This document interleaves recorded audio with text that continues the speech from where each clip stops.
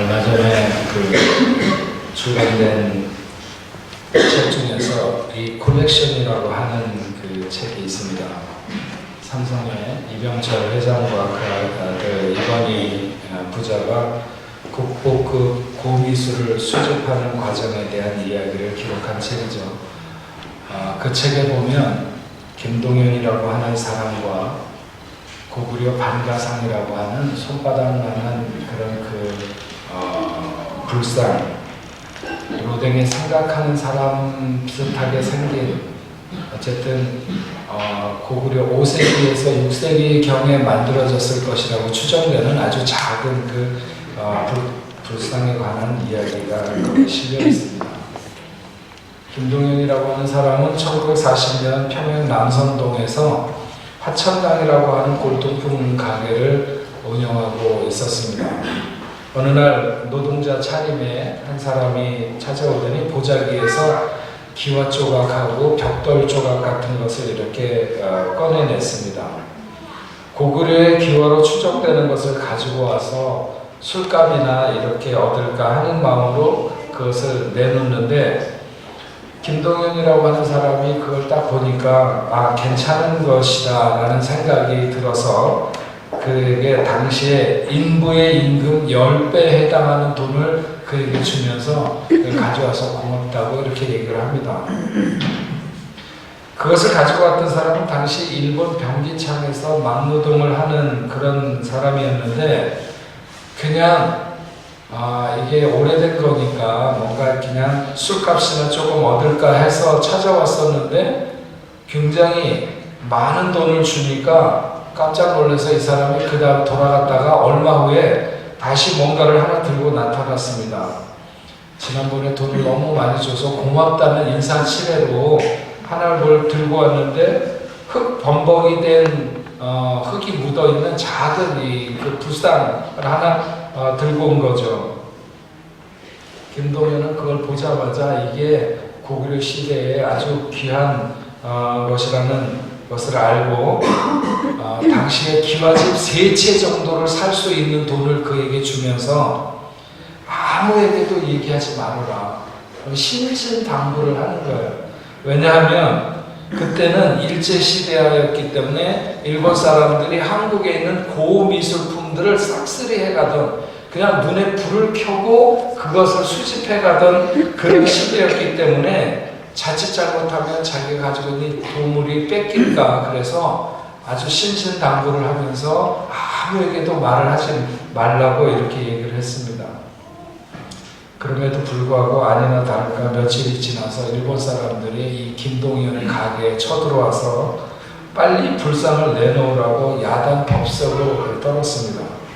그래도 김동현은 이런 일이 일어날 거라고 생각을 하고 이미 땅에다가 이 불상 자기만 아는 곳에 감춰두고 이미 자기 손을 떠났다, 자기에게 없다, 이렇게 시침을 떼는 거죠.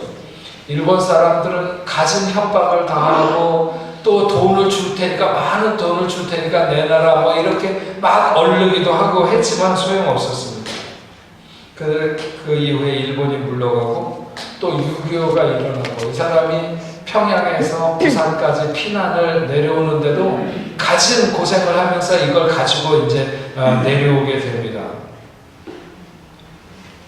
어려운 생활, 피난 생활, 노동자로 일을 하면서 극심한 가난 속에서도 그것 하나 팔면 소위 말하는 팔자를 고칠 수 있음에도 불구하고 그것을 내놓지 않고 꽁꽁 싸매고 숨겨두고 있는 것이죠.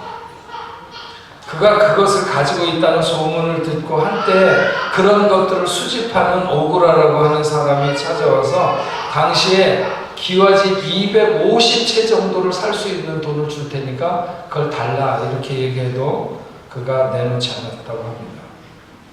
나중에 그게 우리나라의 국보 118호로 되는 이 고구려 반가상이라고 하는 작은 손바닥만한 아주 작은 거죠.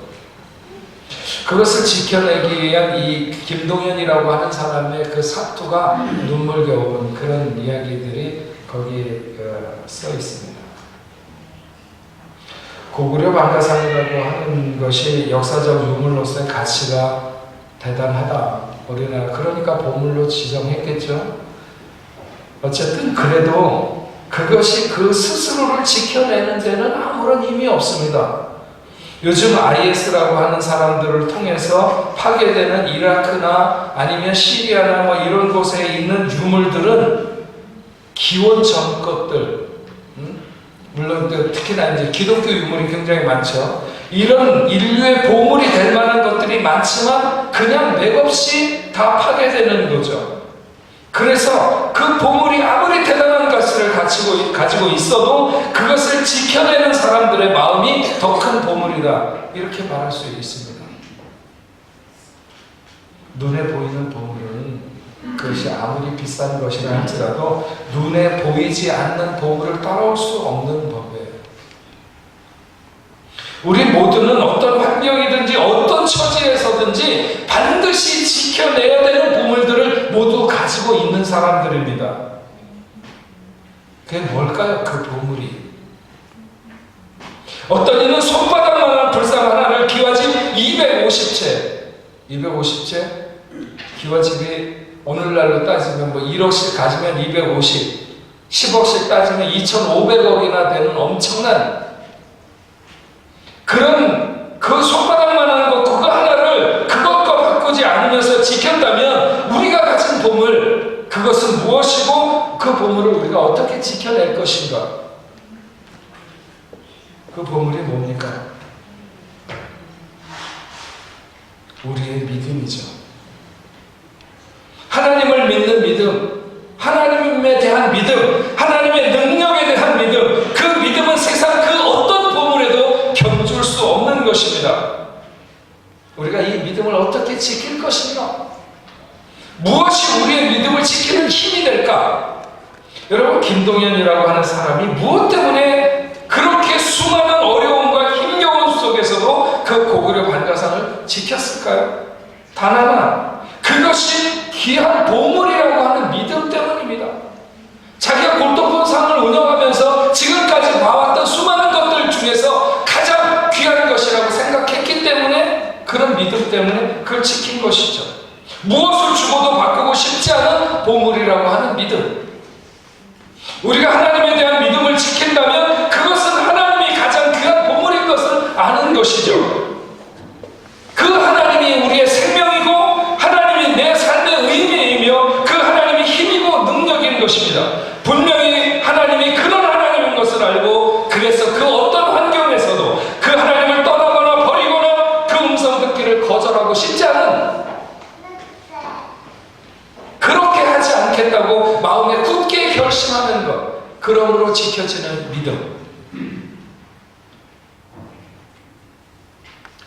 오늘 우리가 본 본문 말씀은 믿음을 가지고 그 믿음을 지키는 사람들과 그 믿음을 버리는 사람들에 대한 결과, 그런 사람들에 대해서 기록하고 있습니다. 가나안을 향해서 가고 있었던 이스라엘 백성들에게 오늘 민수기 13장은 큰 전환점을 맞고 있습니다. 그들이 광야를 그 애굽에서 나와서 2년 동안을 와서 지금 그들이 하나님께서 주시겠다고 약속한 가나안으로 들어갈 것인가, 아니면 방향을 돌려서 광야로 38년이라고 하는 긴 세월을 돌 것인가가 결정되는 것이 이 민수기 13장에 나와 있는 이들의 태도입니다. 오늘 믿음을 지키느냐, 믿음을 버리느냐, 여기에 따라서 그 수많은 사람들의 인생의 방향과 그 종착점이 결정되는 것입니다.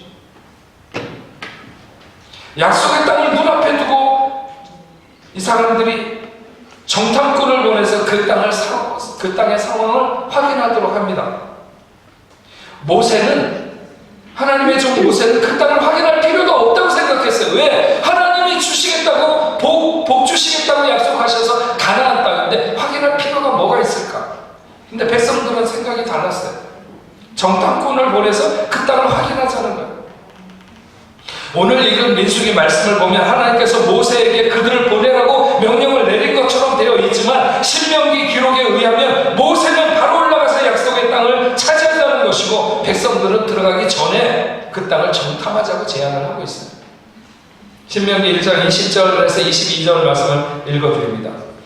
내가 너희에게 이르기를 우리 하나님 여호와께서 우리에게 주신 아모리 족속의 산지에 너희가 이르렀나니 너희 하나님 여호와께서 이 땅을 너희 앞에 두셨은즉 너희 조상의 하나님 여호와께서 너희에게 이르신 대로 올라가서 차지하라. 두려워하지 말라, 주저하지 말라 한즉 너희가 다 내 앞으로 나와 말하기를 우리가 사람을 우리보다 먼저 보내어 우리를 위하여 그 땅을 정탐하고 어느 길로 올라가야 할 것과 어느 성으로 들어가야 할 것을 우리에게 알리게 하자 하기에, 그래서 정탐꾼을 보내게 되었다는 거예요.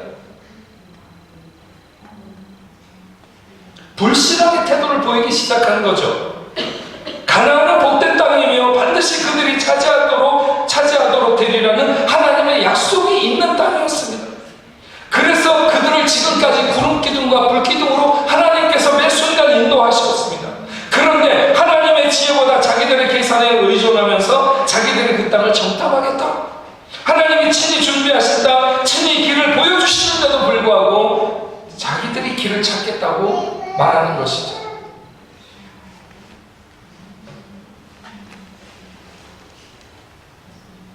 하나님은 이럴 때 그냥 야 이거 안 돼, 이렇게 하고 그냥 억지로 끌어가시지 아니하고 그들이 그렇게 원하니까 해봐라.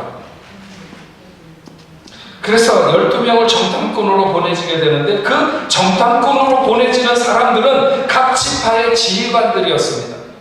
그들은 모두 유력한 인물들이었지만 정탐 후 그들의 보고를 보면 그 사람들 대다수가 불신앙의 사람들인 것을 알 수가 있습니다. 유력한 인물이라고 해서 반드시 다 신앙이 좋은 것이 아닙니다. 여러분, 신앙은 하나님의 선물입니다. 지혜가 많다고, 세상적인 지식이 높다고, 돈을 많이 가졌다고 예수를 더 잘 믿는 그런 근거는 없습니다. 신앙은 선물이에요. 가나안을 정탐하기 위해서 중책을 부여받은 사람은 12명이었지만 그러나 갈렙과 여호수아를 제외하고 그 누구들의 이름도 그 다음부터 더 이상 거론되지 않아요.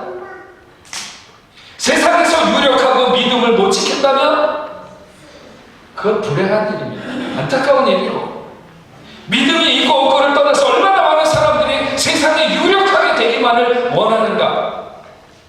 교회 안에도 이런 사람들이 많아지게 되면 이게 비극이죠. 이 시대의 비극입니다.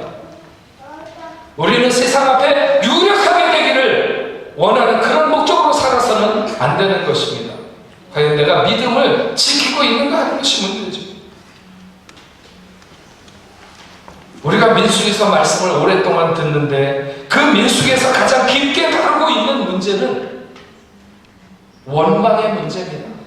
광야와 같은 인생들을 가는 길에서 갖게 되는 원망. 모세를 따라서 출애굽한 이스라엘은 2년 동안 여러 광야를 지나면서 매번 불평과 원망을 했습니다. 어쩌면 그들은 이미 오래전에 그들의 행진을 멈추었어야 마땅한지도 모릅니다.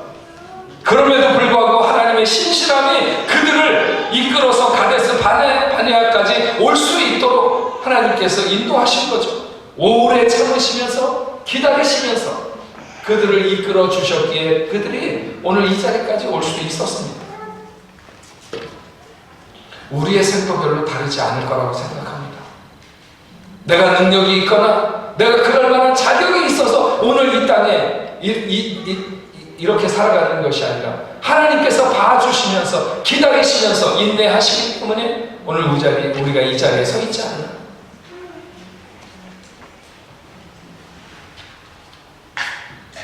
정탐을 하는데 제외된 지파가 있었습니다. 레위 지파죠. 레위 족속은 차지해야 될 약속의 땅이 없기 때문에 정탐꾼 대표자를 파송할 필요가 없었습니다. 그래서 레위 족속은 훗날 땅도 분배받지 못합니다. 약속이 없으면 성취가 없는 거죠. 하지만 레위에게 주신 기업은 약속의 땅이 아니라 하나님. 레위 지파는 하나님을 섬기는 제사장 지파잖아요. 그 사람들은 땅을 주지 않은 대신에 너희의 기업은 내가 되리라. 너희가 어디로 가든지 무엇을 하든지 너희가 하는 삶의 영역에서 내가 너희와 함께 해서 너희에게 부족함이 없이 너희를 인도하리라 하신 것이죠.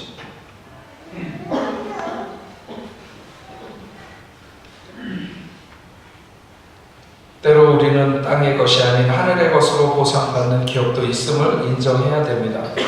땅의 기업은 이룰 수도 있지만 하늘의 기업은 영원할 것입니다.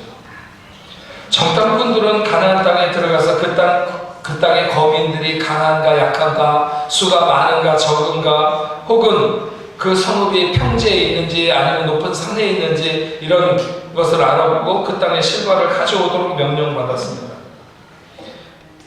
정탐꾼들은 그 땅에 들어가서 여러 곳을 살피는 중에 특별히 헤브론을 중심으로 해서 살펴봤던 것 같습니다.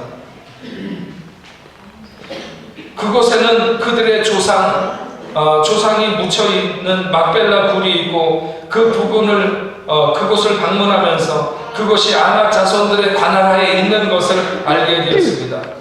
아낙 자손들은 거대한 족속입니다. 보통 사람들보다는 모두가 다 키가 큰 장대한, 그래서 골리앗도 아낙 자손이죠. 아낙 자손은 헷 족속들로 추정되며 블레셋이 거주하던 지중해 연안을 따라서 살고 있었습니다. 그들이 가서 살았으면 좋겠다고 생각한 가장 그들이 목표하고 갔던 그곳에 가장 막강한 사람들이 진치고 살고 있는 것을 보면서 그들은 좌절하게 되는 거죠. 우리가 믿음 없이 세상을 대하면 우리는 늘 이런 결과를 받아들게 됩니다. 그러나 사실 그 거대한 사람들에게는 이스라엘 사람들에게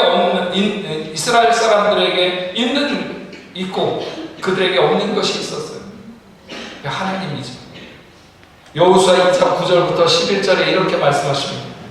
말하되 여호와께서 이 땅을 너희에게 주신 줄을 내가 아노라. 우리가 너희를 심히 두려워하고 이 땅 주민들이 다 너희 앞에서 간담이 높나니 이는 너희가 애굽에서 나올 때 여호와께서 너희 앞에서 홍해 물을 마르게 하신 일과 너희가 요단 저쪽에 있는 아모리 사람의 두 왕 시온과 오게게 행한 일 곧 그들을 전멸시킨 일을 우리가 들었습니다. 우리가 듣자 곧 마음이 녹았고 너희로 말미암아 사람이 정신을 잃었나니 너희 하나님 여호와는 위로는 하늘에서도 아래로는 땅에서도 하나님이시니라.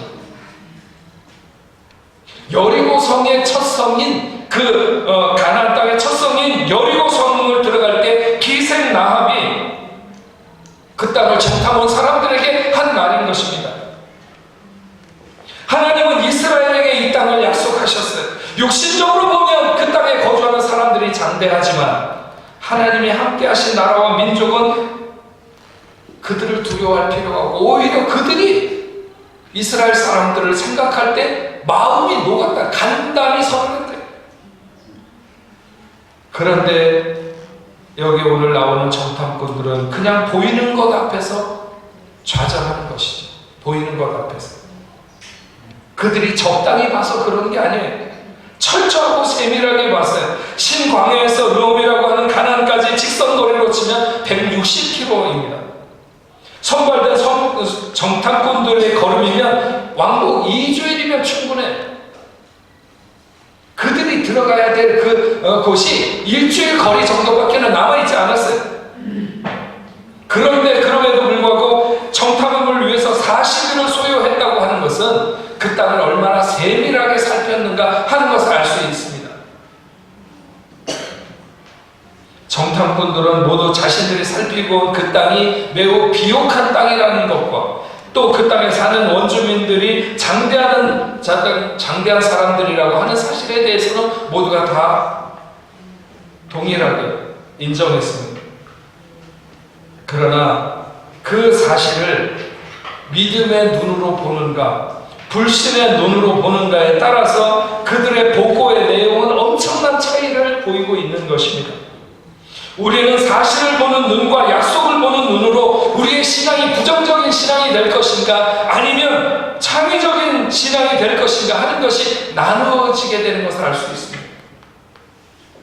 10명의 정탐꾼들은 부정적이고 불신앙적인 보고를 합니다.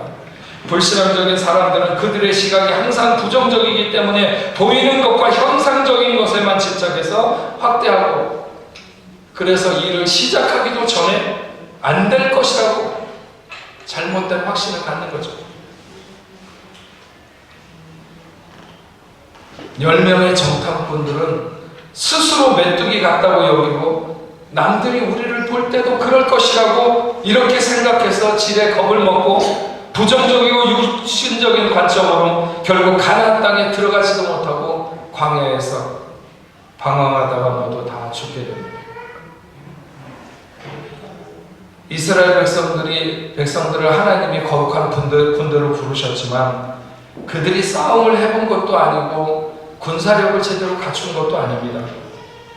그런 거에 비하면 가나안에 살고 있는 사람들은 군사력과 그 방어력을 충분히 갖추고 있었습니다. 형상적으로 보면 부정적인 사람들의 시각이 맞는 것이죠. 제대로 보고 있는 것인지도 모릅니다. 하지만 그들이 수행해야 될 전쟁은 무기와 병력에 의존하는 일상적인 전투가 아니라 하나님 나라의 건설이라는 거룩한 목적이 있는 영적인 전투를 해나가는 것입니다.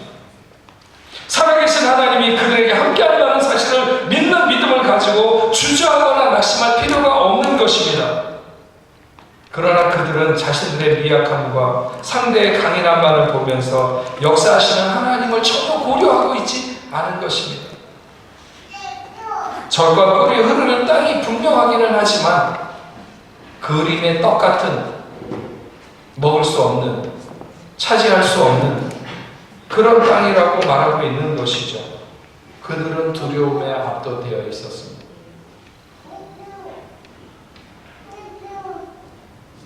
각 지파의 지도자들이었던 정탐꾼들이 하나님의 능력을 의심하고 불신했습니다. 결과는 백성들을 모두 다 죽음으로 내모는 것이죠. 그것도 고생하다가 다 죽게 되는. 그래서 지도자에게는 언제나 실력보다 먼저 필요한 것이 하나님을 주목하는 눈입니다. 하나님의 능력과 하나님의 의도를 파악하는 감각이 중요한 것이죠. 하나님에 대한 믿음을 바탕으로 하나님에 대한 기대로 눈뜨고 하나님을 펼치는 비전을 갖는 것. 지도자들에게 믿음이 부족하면 판단을 그릇되게 하고 결국은 백성을 파멸로 이끌게 되는 것입니다. 사무엘상 17장 47절을 말씀하십니다. 또 여호와의 구원하심이 칼과 창에 있지 아니하며, 여호와의 구원하심, 전쟁에서 구원하시는 능력이 칼과 창에 있지 아니함을 이 무리로 알게 하리라. 전쟁은 여호와께 속한 것인즉 그가 너희를 우리 손에 넘기시리라. 불신앙을 보인 10명과 갈렙과 여호수아 2명의 차이는 결국 관점의 차이인 것입니다. 부정적인 10명은 거인을 보고 하나님을 잊어버렸고 2명은 하나님을 보이고 거인을 두려워하지 않았습니다. 이 2명의 믿음의 사람은 올라가서 정복하자고 말하고 있지 않아요. 다만 우리가 올라가서 그 땅을 취하자 능히 이기리라. 여기 취하자고 하는 말은 하나님이 주신 것을 줍자는 뜻이에요. 네? 하나님이 앞서 가시면서 돈을 뿌려놓으셔서 그걸 줍자는 거예요. 하나님이 이루어놓으신 것을 줍자는 것입니다. 어떤 어려움이든지 권능과 약속을 믿는 살아있는 믿음을 가진 사람들에게는 그것이 문제가 되지 않는 거죠. 아무리 복잡하고 어려운 문제가 시험 문제를 우리에게 주어졌어도 그것을 풀어낼 만한 능력이 있는 사람에게는 오히려 쾌감이 있는 것이고 기쁨이 있는 것이죠. 세상 앞에 우리가 어떤 문제를 만나느냐가 문제가 아니라 그것을 뛰어넘을 수 있는 힘과 능력, 믿음이 있느냐, 결국 그것이 문제인 것이죠.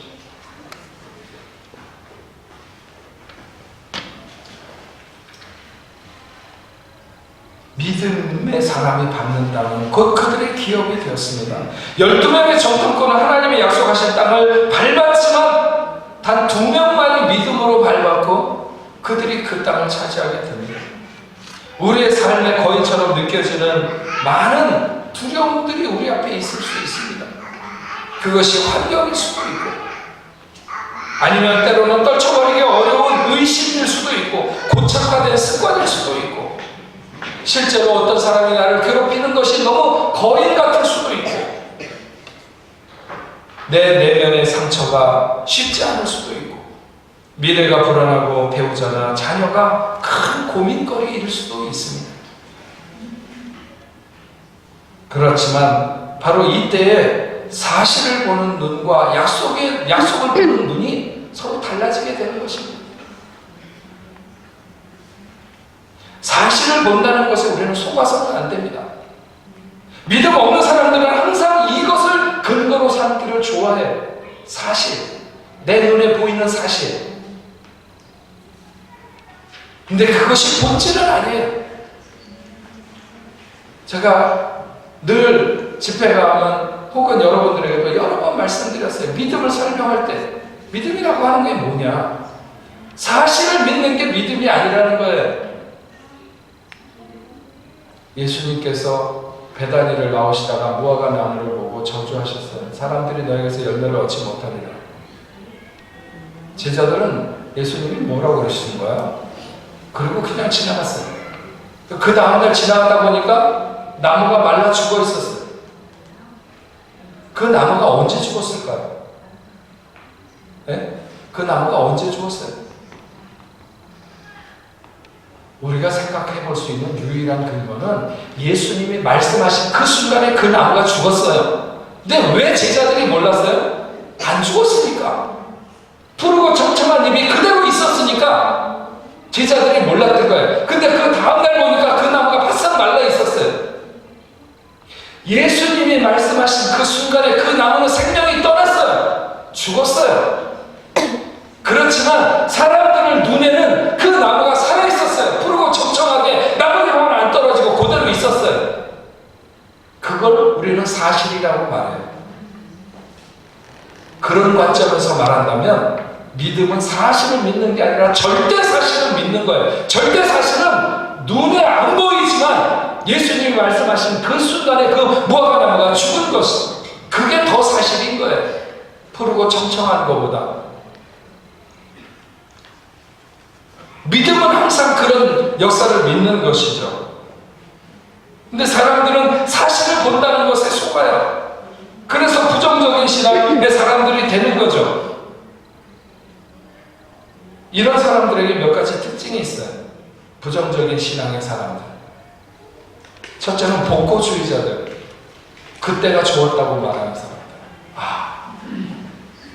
애굽의 그 고깃가마 곁에 있을 때 그때가 좋았는데, 파나 부추나 뭐 마늘이나 이런 것들을 먹던 그때가 좋았는데, 그럴 때마다 하나님이 얼마나 화가 나셨을까. 또 부정적인 사람들은 현실주의자. 지금 좋고 이 상태가 좋다, 뭐 더도 말고 우리끼리 여기서 이대로 이런 거죠. 나가지 못하고. 또 이런 사람들은 사대주의자가 됩니다. 내 것은 다 별 볼 일 없어. 우리 교회는 다 그지 같아. 그리고 남의 교회, 내가 뭐 하던 교회, 누구 어떤 교회, 뭐가 좋고 막 이런. 거기 아무리 좋아요, 무슨 소용이 있어요? 우리 교회가 좋아야지. 다 남의 것만 좋다고 추종하는 사람들. 또 이런 사람들은 비판주의자가 되는 것이죠. 부정적인 사고로 매사를 보려고 하고 눈에 보이는 대로만 믿는 거예요. 눈에 보이는 것만.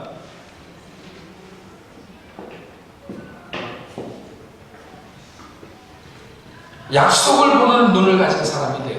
약속을 보는 눈. 이런 사람들은요, 낙관주의자. 자신의 내면의 밝은 가치로 세상을 봐요. 개척정신을 가진 사람들이죠. 정복하는 과정이 힘들고 어렵지만 꿈을 가지고 미래를 열어가는 사람들. 이런 사람들이 약속의 눈을 가진 사람들이에요. 올바른 신앙인, 하나님이 우리와 함께 계시지 않는가, 그런 믿음을 갖는 것입니다.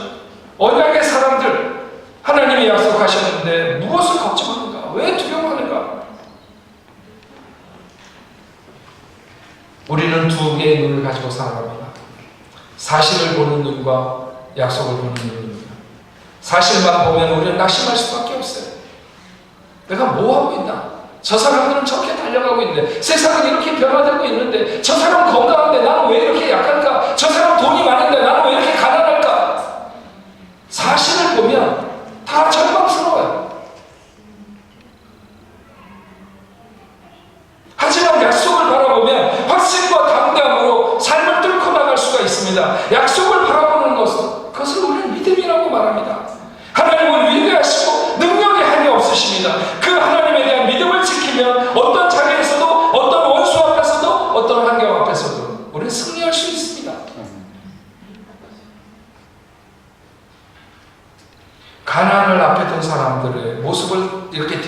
세 가지 모습이 있어요. 여호수아와 갈렙처럼 약속을 붙들고 믿음으로 가는 사람이 있는가 하면 10명의 지휘관들처럼 원수를 바라보고 메뚜기 의식에 사로잡혀서 살아가는 메뚜기과 사람들이 있고, 그런가 하면 여론에 의해 움직이면서 부정적인 말들로 헤어나오지 못하는 대부분의 광야의 백성들과 같은 이런 부류의 사람들이 있습니다. 우리는 어떤 사람들이 되어야 돼요? 어디에 속한 사람?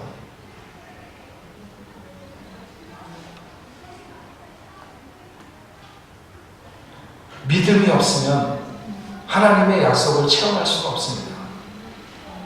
우리가 신앙을 갖고 살아간다는 게 뭐예요? 우리가 믿음을 가지고 하나님께서 약속하신 것을 성취하는 때까지 그걸 보려고 하는 것이죠. 그때까지 어려움이 있습니다. 기와집 250채를 가지고 유혹할 수도 있고 협박을 할 수도 있고 여러 가지 어려움이 있을 수 있지만, 그런 모든 것 앞에 내놓지 않고 지켜갔던 것처럼 우리도 이 세상 앞에서 우리의 믿음을 어떤 순간에든지 지키는 그런 하나님의 약속을 보는 거죠. 성취를 누리게 되는 것입니다. 우리가 광야를 지나갈 때 원망으로 지나갈 것인지 믿음으로 지나갈 것인지 우리가 결정하게 됩니다. 믿음 없이 그냥 좋은 상황만을 기대하면서 나가다 보면 어느 순간에 내 생각과 다르게 되면 바로 원망이 튀어나와요. 그러나 믿음, 하나님을 믿는 믿음을 지키면 가나안을 차지하는 축복을 누리게 될 줄로 믿습니다. 사랑하는 여러분, 우리는 자주 사실에 속아요. 사실을 본다는 것에 속습니다. 그러나 사실이 어떻든지 우리는 상관없는 사람들입니다. 환경이 어떻든지 상관없어요. 우리는 하나님을 믿는 사람들이고 어떤 환경에서든지 약속을 붙들고 있는 사람들입니다. 우리가 그 약속을 이루는 게 아니라 약속하신 분이 그것을 이루시는 거예요. 믿음이 세상을 이깁니다. 하나님이 우리의 보물입니다. 그 믿음을 가지고 우리가 있는 모든 환경 속에서 승리하시는 여러분들 되시길 주의 이름으로 축원합니다. 아멘. 기도하겠습니다.